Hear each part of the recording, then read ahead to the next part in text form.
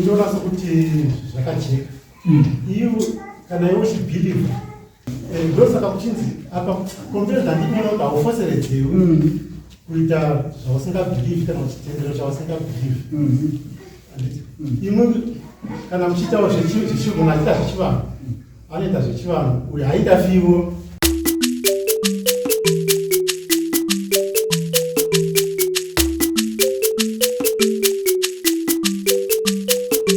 Hasha TV, nyaya sezvadziri.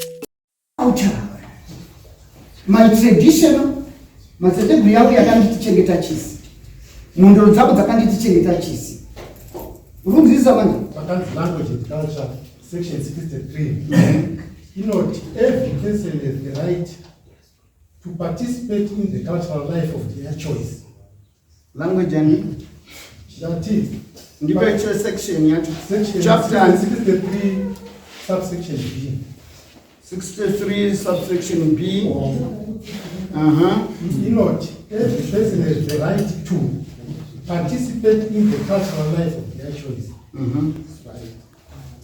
And the Papa put the same pamberi pacho.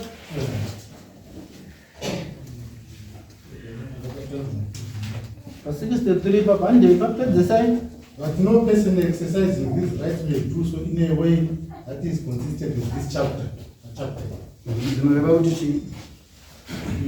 Kana usina pamwe pauri kuchikora mutemo kumashuro echapter hiyo. Muchapter hiyo. Ya chapter hii.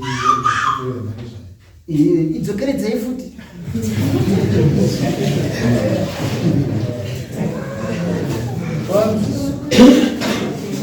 Every person has the right to participate in the cultural life of their choice.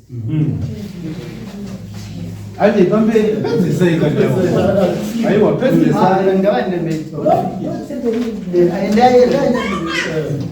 But no person exercising this right may do so in a way that is consistent with this chapter.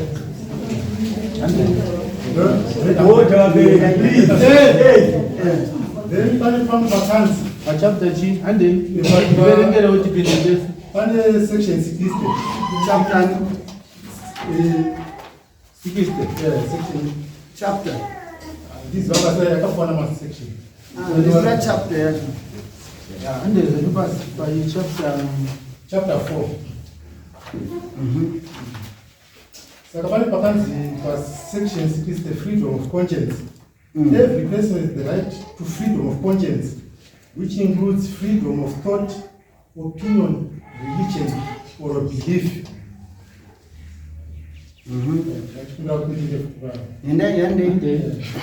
Same section where no person may be compelled to take an oath that is contrary to their religion or belief. No person is what? Is compelled, is forced to take an oath that is contrary to their religion or belief, or to take an oath in a manner that is contrary to their religion.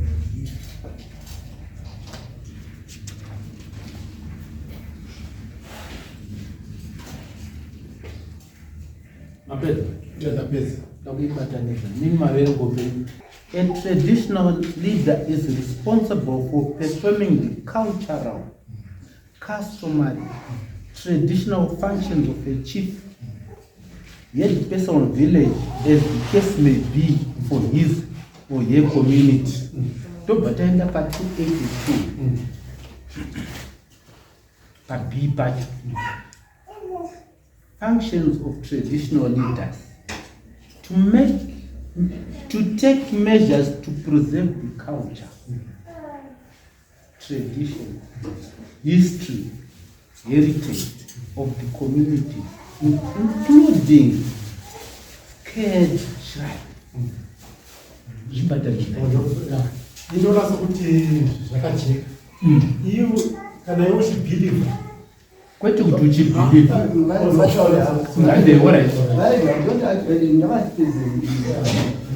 ndosaka kuchinzi apa konvereza ndinoona kuti haufoseredzewi kuita zvausingabhilivi kana chitendero chausingabhilivi. Imwe kana muchitawo zvichivanhu anoita zvechivanhu uyo haindafiwo tomungatozvikureva munyoro mutemo hafaniri kuinterfere iye anoita zvake chinamato chake usingakanganise paugere usingakanganise paugere. Let me intervene. Inini ndirimunyika mangu ndine miti yangu nevhu rangu nemazuva yangu nevanhu vangu. Iwewe wauya mukristu pajerusarema wasvika nemabhaibheri yako ndakuvaka wavaka chechi yako tinoda kuvakawo chechi hakuna kuti vaka unoita chinamato chako handiuye kuzoti uri kuitira uri kwanzisa inini wowoye wawaona muridzi wenyika ndiri apo ndoti zuva rakati harina mumwe chinoitika izuva rekunamata kumhondoro dzangu unonzisa handina kukushedza iwewe kuti uya tinamate uri kwanzisa asi zuva iri ndo ndasarudza kuti iri ndo zuva rinoyera kwandiri ndoriti chishara handiwazvinzi iwewe wabva Jerusarema wabva wati iwewe inini chinamato changu ndichaita Saturday uri kwanzisa chisi chako iwewe wauya chinouya kuzouraya tsika yangu here gumbiro romutemo rakakura kudarika zvinzvimbo diki rinobata munhu wese kutaura marights omunhu wese.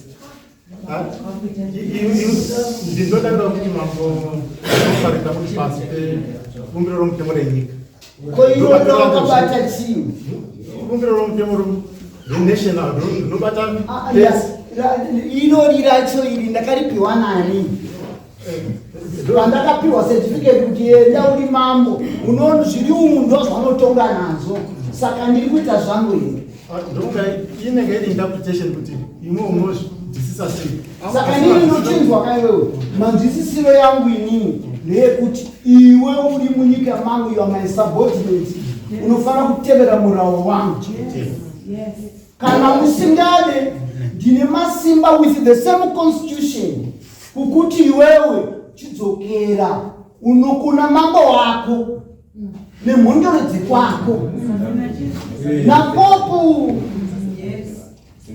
wandirwa zvinhu woenda nota mambo Nyaundi Kapanda Gwangwadza ati iye munyika make iwewe wakauya unobuda munyika mangu uchienda kune murau wamuterera saka ndopatingapedzisire kutonga ipapo saka iwewe judgment yangu kureva kuti yandiri kukupa ndeyekuti inini manje kuwirira nokuti inini ndine dare riri pamusoro dare randinaro izvozvi nderekumukudzinga mudunhu mangu inini ndichakwirawo bhazi motikari yangu iri apo iyo ndoenda kupariamendi ndorosangana namambo wako ndomutaura kuti mwana wako ndakamudzinga utsvagire kwekuenda